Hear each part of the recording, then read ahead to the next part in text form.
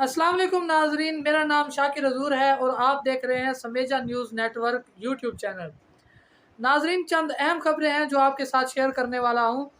سب سے پہلے utility store پر cooking oil اور گھی کی قیمتوں میں ہوش ربا اضافہ ہوا ہے۔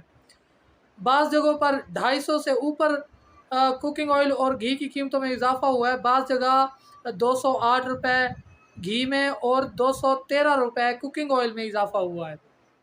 یوٹیلیٹی سٹور کارپوریشن نے قیمتوں کے اضافے کا نوٹیفیکیشن بھی جاری کر دیا ہے۔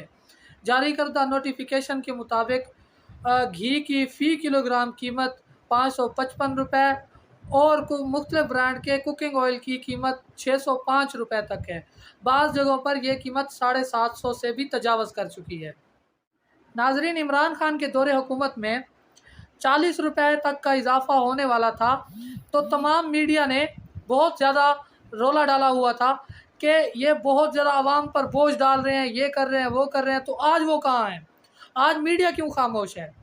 ناظرین، پٹرول، گھی، آٹا، یہ وہ چیزیں ہیں جو جب یہ پوزیشن میں تھے تو بولتے تھے کہ یہ سب سے پہلے ہم انہی کو سستا کریں گے۔ بجلی ہو گئی تو بجلی کی قیمتوں میں بھی ہوش ربا اضافہ ہو چکا ہے، پٹرول کی قیمتوں میں بھی ہوش ربا اضافہ ہو چکا ہے۔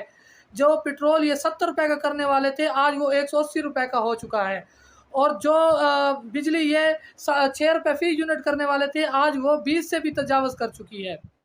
آٹے کے بارے میں امپورٹڈ حکومت کے وزیر اعظم کا کہنا تھا کہ میں اپنے کپڑے بیچ کے آٹا سستا کروں گا۔ تو میرا سوال کرنا بنتا ہے، یہ سوال بنتا ہے کہ کیا آپ کے ابھی تک کپڑے نہیں بکے؟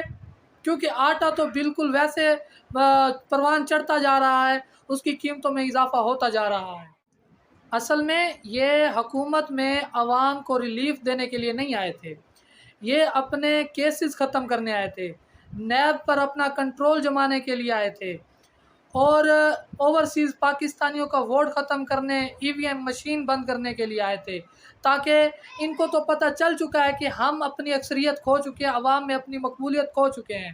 جو ہماری عوام میں مقبولیت تھی وہ اس وقت عمران خان کے پاس ہے، تو وہ 2 نمبری کے ذریعے یہ سب چیزیں اوورسیز پاکستانیوں کا ووٹ، ای وی ایم مشین بند کر دی۔ ای وی ایم مشین بند کرنے کا مقصد یہ ہے کہ الیکشن کے دوران یہ دھاندلی کر سکیں اور دوبارہ حکومت میں آ سکیں، کیونکہ عوام کی اکثریت سے ووٹ حاصل کرنے کے بعد اب کیونکہ عوام ان کو ووٹ دینے والی نہیں ہے تو یہ اس طریقے سے تو حکومت میں نہیں آ سکتے۔ جس طرح اب انہوں نے 2 نمبری کی رجیم چینج کیا، آگے بھی یہ ایسے ہی کریں گے اور دھاندلی کے ذریعے ہی یہ الیکشن جیت سکتے ہیں، ادروائز عوام نے ان کو پسند نہیں کیا اور نہ ہی آگے کرے گی۔